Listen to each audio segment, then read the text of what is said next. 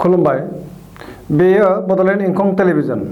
दिनै 16 मे 2020 सनिबारखालि सानसेनि बरादखौ नोंथांमोननि खाथियाव लानानै फैदों आं सदानन्द दैमारिया। सिगां फरायथिनो लादों मेष राशि।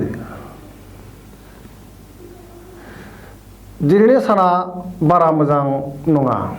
गोसोखौ गुलाय गुजाय मोनगोन, सुथुरा बांगोन, खहा खालामनोबो नाजागोन।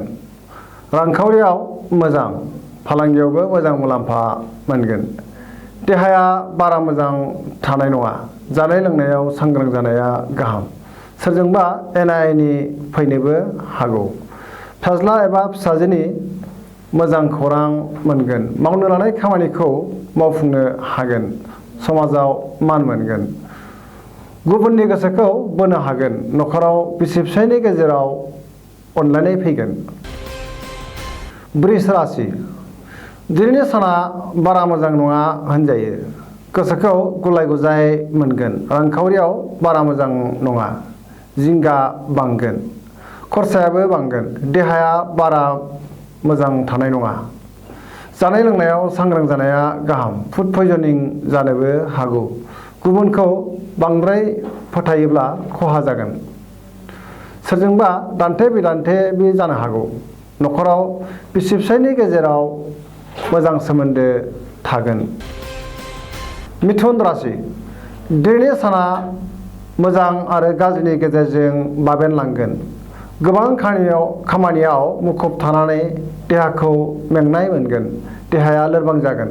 बहाबा थांनांगौब्ला दिनै थांथ'यैआनो गाहाम। जाब्रबथायनि आसा दङ। सोरजोंबा दान्थे-बिदान्थे जानोबो हागौ। गोसोखौ हमथानाया मोजां।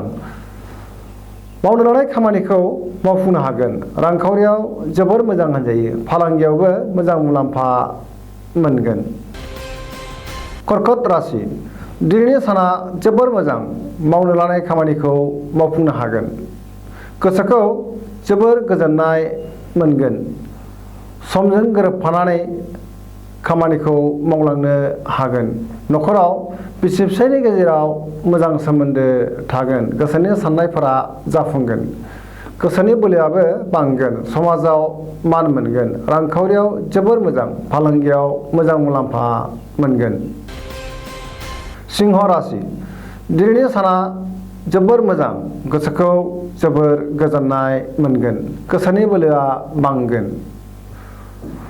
मावनो लानाय खामानिखौ थि समाव मावफुंनो हागोन। बहानिफ्रायबा मोजां खौरां मोननो हागौ। समाजाव मान मोनगोन। रांखावरियाव जोबोर मोजां होनजायो। फालांगियावबो मोजां मुलाम्फा मोनगोन। गुबुनखौ हेफाजाब होनो हागोन। न'खराव बिसि-फिसायनि गेजेराव अनलायनाय फैगोन। धोरोमारि बिथिङाव गोसो दुंगोन। गुबुननि गोसोखौ बोनो हागोन। सेंग्रा-सिख्लाफ्रा गावबा गावनि गोसोनि साननायफोरखौ फोरमायलायनो हागोन। कन्या राशि। दिनैनि साना बारा मोजां नङा। गोसोखौ गुलाय गुजाय मोनगोन। देहाया बारा मोजां थानाय नङा। गोसोनि साननाया जाफुंनाय नङा। उदैनि बेरामाव गोग्लैनांनो हागौ। जानाय लोंनायाव सांग्रां जानाया गाहाम। सिखोन-साखोनै थायोब्ला मोजां मुलाम्फा मोनगोन। दिनै जेबो गोदान खामानिखौनो मावैयानो गाहाम। रांखावरियाव बारा मोजां नङा। खहा जानायनि सम्भाबना दङ। फालांगियाव जेबो रिस्क लायैआनो गाहाम। गोथों साननो रोंनाय नङा। सोरजोंबा एना-एनि फैनोबो हागौ। बिसि-फिसायनि गेजेराव न'खराव मोजां सोमोन्दो थागोन। तुला राशि। दिनैनि साना जोबोर मोजां। देहाया मोजाङै थागोन। गोसोखौ जोबोर गोजोननाय मोनगोन। समाजाव मान मोनगोन। मावनो लानाय खामानिखौ मावफुंनो हागोन। गोसोनि बोलोआ बांगोन। रांखावरियाव जोबोर मोजां। फालांगियावबो मोजां मुलाम्फा मोनगोन। गुबुननि गोसोखौ बोनो हागोन। लोगोफोरनि हेफाजाब मोनगोन। बहानिफ्रायबा मोजां खौरां फैनो हागौ। मावनो लानाय खामानिखौ मावफुंनो हागोन। गोसोनि साननायफोरा जाफुंगोन। वृश्चिक राशि। दिनैनि साना जोबोर मोजां। गोसोखौ जोबोर गोजोननाय मोनगोन। समाजाव मान मोनगोन। गोसोनि साननायफोरा जाफुंगोन। मावनो लानाय खामानिखौ मावफुंनो हागोन।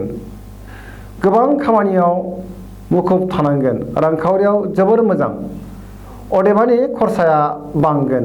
गुबुनखौ हेफाजाब होनो हागोन। फालांगियाव मोजां, बहानिफ्रायबा मोजां खौरां मोनगोन। गुबुनजों बाङाय बुंनायानो गाहाम। सोरबाया मेगन साखोमानो हागौ। सोरबा गोदान सुबुंजों लोगो मोनलायनायनि खाबु मोनगोन। धनु राशि, दिनैनि साना जोबोर मोजां। गोसोआ खुसिजों इमसन जागोन। गोसोखौ गोजोननाय मोनगोन। समाजाव मान मोनगोन। रांखावरियाव जोबोर मोजां। फालांगियावबो मोजां मुलाम्फा मोनगोन। आयआ बांगोन। लोगोफोरनि हेफाजाब मोनगोन। न'खराव बिसि फिसायनि गेजेराव मोजां सोमोन्दो थागोन। बहानिफ्रायबा मोजां खौरां फैनो हागौ। गोसोनि बोलोआ बांगोन। मकर राशि, दिनैनि साना मोजां आरो गाज्रिनि गेजेरजों बाबेनलांगोन। गोसोखौ गुलाय गुजाय मोनगोन। अदेबानि फुंनि बाहागोआव गोसोखौ गोजोननाय मोनगोन, नाथाय उननि समाव लोरबां जागोन। समाजाव मान मोनगोन। देहाया बारा मोजां थानाय नङा। लोमजानाय मोनगोन। जानाय लोंनायाव सांग्रां जानाया गाहाम। गोसोनि साननायफोरा जाफुंगोन। न'खराव बिसि फिसायनि गेजेराव मोजां सोमोन्दो थागोन। गुबुनजों बाङाय बुंनाया गाहाम, नङाब्ला गुबुना नोंनि बुंनाय रावखौ गाज्रि नोजोरजों लानो हागौ। रांखावरियाव मोजां, अदेबानि खरसायाबो बांगोन। फालांगियाव मोजां मुलाम्फा मोनगोन। कुम्भ राशि, दिनैनि साना मोजां आरो गाज्रिनि गेजेरजों बाबेनलांगोन। गोसोखौ गोजोननाय मोनगोन। गोसोनि साननायफोरा जाफुंगोन। गोसोआ रमान्टिक जागोन। मावनो लानाय खामानिखौ मावफुंनो हागोन। न'खराव बिसि फिसायनि गेजेराव मोजां सोमोन्दो थागोन। बहानिफ्रायबा मोजां खौरां फैनो हागौ। गुबुनजों मोजां सोमोन्दो लाखिनो हागोन।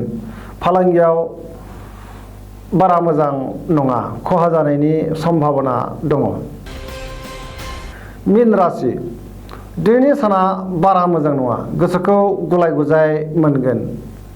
मोजां साननो रोंनाय नङा। देहाया बारा मोजां थानाय नङा। जानाय लोंनायाव सांग्रां जानाया गाहाम। उदैनि बेरामाव गोग्लैनांनो हागौ। सोरजोंबा रायखोमा जागोन। रांखावरियाव जोबोर मोजां। फालांगियाव मोजां मुलाम्फा मोनगोन। समाजाव मान मोनगोन। मावनो लानाय खामानिखौ थि समाव मावफुंनो हागोन। दिनैनि राशि फरायथिनाया एसेनोसै। जोबनायाव बेखौनो खावलायनो लुबैयो जाहाथे नोंथांमोना सानफ्रामबो जोंनि बे बड'लेण्ड इंखं टेलिभिजनखौ साबस्क्राइब खालामो आरो नायबाय थायो, जाहाथे गावबा गावनि सानफ्रामबोनि बरादखौ मोनथिना लायो। एसेनोसै, गोजोन्थों।